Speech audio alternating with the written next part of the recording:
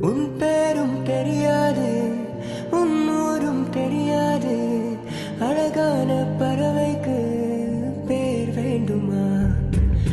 நீ என்னை பார்க்காமல் நான் உன்னை பார்க்கின்றேன். நதி